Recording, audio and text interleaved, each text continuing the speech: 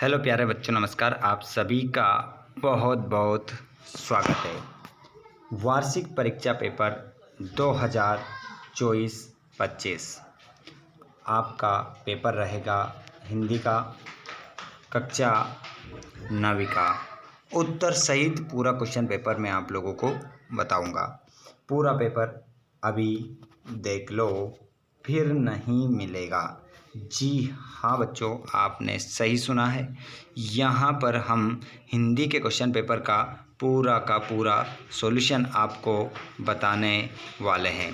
किस प्रकार आपका पेपर आएगा, कैसा आपका पेपर रहेगा, पैटर्न क्या रहेगा, पूरा 75 नंबर का पेपर के बारे में हम बात करने वाले हैं। चलिए, तो सभी स्टूडेंट्स, अगर आप चाहते हैं कि वार्षिक परीक्षा में आपको अच्छे अंक प्राप्त हो तो चैनल को सब्सक्राइब कर लीजिएगा, क्योंकि आपको एक के बाद एक वीडियोस हम प्रोवाइड करवाएंगे। ठीक है, अपने दोस्तों को भी शेयर कर दो। और यहाँ पर कुछ प्रश्न मैं आप लोगों से भी पूछूंगा, उसके जवाब भी आपको देना है। चलिए स्टार्ट करते हैं पहले प्रश्न से। रसखान किसके भक्त कवि है? तो रसखान किसके भक्त कवि है? यहाँ पर आपका आंसर हो जाएगा कृष्ण के। कृष्ण आपका राइट आंसर होगा। रचना के आधार पर वाक्य के भेद होते हैं। तो रचना के आधार पर वाक्य के 3 भेद होते हैं। कबीरदास की एक रचना है, तो यहाँ पर आपका बीजा का आंसर राइट हो जाएगा। कबीरदास जी की जो एक रचना है उसका नाम है बीजक। बीजक आपको याद रखना है। अगला क्वेश्चन, रस के अंग होते हैं 4, 5, 6, 7। तो यहाँ पर आपका जो उत्तर होगा वो हो जाएगा रस के 4 अंग होते हैं। जो ईश्वर में विश्वास रखता है उसे हम आस्तिक कहते हैं। पढ़ी लिखी लड़की कौन थी? तो पढ़ी लिखी लड़की जो थी वो थी उमा। उमा आपका राइट आंसर हो जाएगा। चलिए अगले प्रश्न की ओर हम बढ़ते हैं। गोपाल प्रसाद का पुत्र था, गोपाल प्रसाद का जो पुत्र था उसका नाम था शंकर।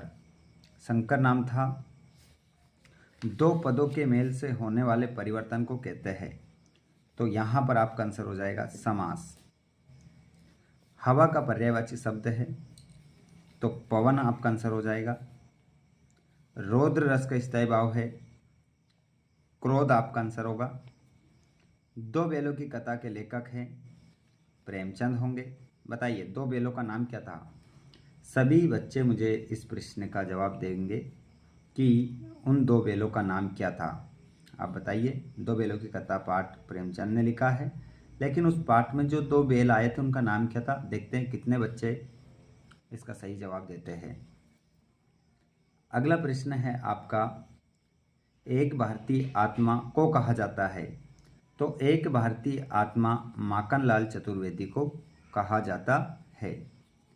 देखिए, पेपर संबंधित पीडीएफ आपको चाहिए तो कमेंट बॉक्स में आप ज़रूर बताइएगा, ताकि आपको पीडीएफ सेंड किया जा सके। टेलीग्राम चैनल की लिंक डिस्क्रिप्शन में है, आप जाइए, अच्छे से अपनी तैयारी आप कर सकते हैं। देखिए रीढ़ की हड्डी, तो देखिए यहाँ पर वीर रस का इस्तेमाल क्या हो जाएगा? उत्साह, है ना। और रीढ़ की हड्डी हम उधर मिला लेंगे, अभी पेज पर लेटना पड़ेगा। और 8 क्या होते हैं वो अभी मैं बता दूंगा आपको, है ना। ध्यान रखिएगा, इधर क्या है, एक तो रीढ़ की हड्डी और एक क्या है, 8 बचा है, ध्यान रखेंगे। चलिए पेज को हम यहाँ पर पलट कर देखते हैं। देखिए, राम भक्त तुलसीदास है। लासा की ओर राहुल सांस्कृत्य। छंद के भेद मात्रिक और वारणिक। अर्थ के आधार पर वाक्य के भेद, देखो उधर क्या था, 8 था, है ना। ये 8 यहाँ आ जाएगा आपको, 8। ठीक है, आपका इस प्रकार से आंसर हो जाएगा। ठीक है, अर्थ के आधार पर वाक्य के भेद कितने होते हैं? 8 होते हैं। और एकांकी, इस एकांकी को हमें मिलाना है, तो इधर मैंने क्या छोड़ा था? रीढ़ की हड्डी, रीढ़ की हड्डी। ठीक है, रीढ़ की हड्डी। याद रखिएगा। चलिए अगले क्वेश्चन को देखिए बच्चों। जूरी काची जाति का था, जूरी काची जाति का था, तो इसके लिए आपको सत्यापत्य बताना है। तो इसका आंसर क्या होगा? सत्य होगा। संधि में शब्दों का योग होता है, तो इसका आंसर भी सत्य ना होकर असत्य होगा। एक भारतीय आत्मा माखनलाल चतुर्वेदी है, तो इसका आंसर भी क्या होगा?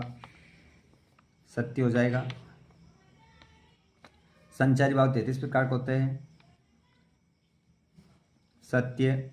करुण रस का स्थायी भाव रति है, तो इसका आंसर क्या होगा आपका? असत्य होगा।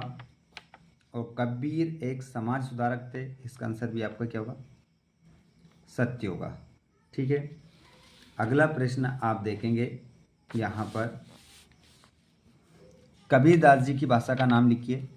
तो कबीरदास जी की जो भाषा थी उसका नाम क्या है बताइए। आप सभी जो लाइव क्लास में जुड़ रहे हैं आप जवाब देंगे इसका। कबीरदास जी की भाषा का नाम क्या है? तो इसका आंसर हो जाएगा सद्दुकड़ी। सद्दुकड़ी करेक्ट आंसर इसका हो जाएगा। काव्य, देखिए क्वेश्चन है, काव्य की शोभा बढ़ाने वाले तत्व क्या कहलाते हैं? तो काव्य की शोभा बढ़ाने वाले तत्व को हम जो कहते हैं वो अलंकार कहते हैं।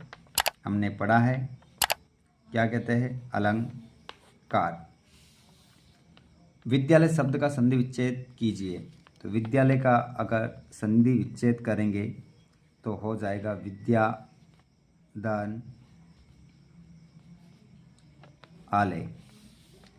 कविता के रचना विधान को कहते हैं, तो इसे हम क्या कहते हैं? छंद कहते हैं। किन्हीं दो महाकाव्यों के नाम लिखिए।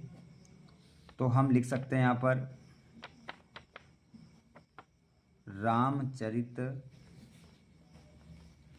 मानस, और एक लिख सकते हैं हम कामायनी। ये दो हमारे महाकाव्य है। इसको जयशंकर प्रसाद ने लिखा है, और रामचरित मानस को किसने लिखा है ये आप कमेंट बॉक्स में बताएंगे। कबीरदास किस शाखा के कवि है? कबीरदास जी जो है वो ज्ञान मार्गी शाखा के। कबीरदास जी ज्ञान मार्गी शाखा के क्या है? कवि है। तो बताइए तुलसीदास जी किस शाखा के कवि हैं?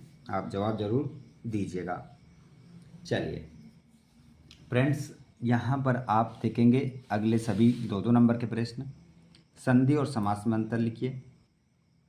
देखिए मैं आप लोगों को ये सभी क्वेश्चन अब बताऊंगा। अगर आप लोगों को 6 से लेकर 23 तक भी सभी प्रश्नों के उत्तर चाहिए तो आप कमेंट बॉक्स में ज़रूर बताएंगे। कमेंट बॉक्स में बताना, मैं आपको इन सभी के उत्तर सेंड कर दूंगा। ठीक है, संधि समास में अंतर मैंने डाल रखा है। वीडियोस, 2 बेलों की कथा का सारांश लिखिए डाल रखा है।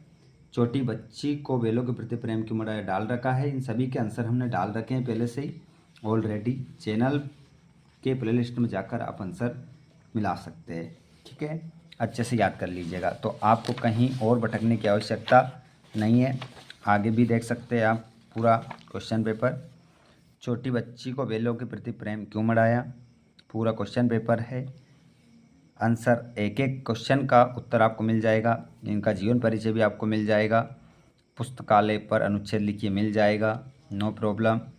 हस्ती चढ़िए ज्ञान की, सेज दुलीचा डार, स्वान रूप संसार है, भूखंदे जखमारी, इसका संदर्भ प्रसंग आपको करना है, ये भी हमारे द्वारा डाला हुआ है। तो आप देख सकते हैं पूरा क्वेश्चन पेपर।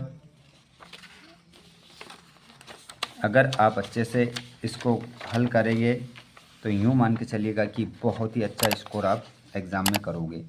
ठीक है, देख सकते हैं ये यहाँ पर ये अपठित गद्यांश से इसको पढ़कर इन प्रश्नों के उत्तर इसी में से देना है ढूंढकर।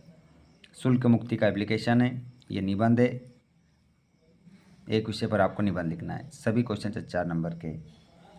ये हो गया हमारा वीडियो कंप्लीट। वीडियो अच्छा लगा हो तो लाइक कर दो, अपने दोस्तों को शेयर कर दो। इसी प्रकार मैं आप लोगों के लिए वीडियो लेकर आता रहूँगा। चैनल को सब्सक्राइब करके घंटी की बटन को ऑल पर करिए, और सभी सब्जेक्ट के एक के बाद एक वीडियो आपको मिल रहे हैं। धन्यवाद, थैंक्स फॉर वॉचिंग। जय हिंद। जैसे कि यहाँ पर आप देख रहे हैं, यहाँ पर एक क्वेश्चन और बता देता हूँ जाते जाते। जैसे आदर है तो इसका विलोम बताना था, तो इसका बता देता हूँ मैं, हो सकता है आपको नहीं मिले, अनादर हो जाएगा। ठीक है। और उनका मुख्य उद्देश्य क्या था, तो यहाँ पर आप लिख सकते हैं इसी में से ढूंढ कर। देखिए 51,000 रुपये किसने भेंट किए, तो 51,000 रुपये भेंट किए थे, किसने किए थे, तत्कालीन मुख्यमंत्री दरबार सिंह ने। ये सभी उत्तर इसी में मिल जाते हैं, आसानी से मिल जाते हैं। कोई भी क्वेश्चन ऐसा नहीं रहता है जो नहीं मिलता है। और उनका मुख्य उद्देश्य क्या था, उपलब्धि की अपेक्षा नहीं थी, केवल देश की स्वतंत्रता ही हमारा उद्देश्य था। यहाँ से आंसर आप लिखेंगे ये तीसरे वाले गा वाले का आंसर। ठीक है। इस प्रकार तो ये आसानी से मिल जाते हैं। ओके स्टूडेंट्स, वीडियो अच्छा लगा हो और PDF चाहिए तो टेलीग्राम को जरूर ज्वाइन कीजिएगा। धन्यवाद। Thanks for watching. जय हिंद।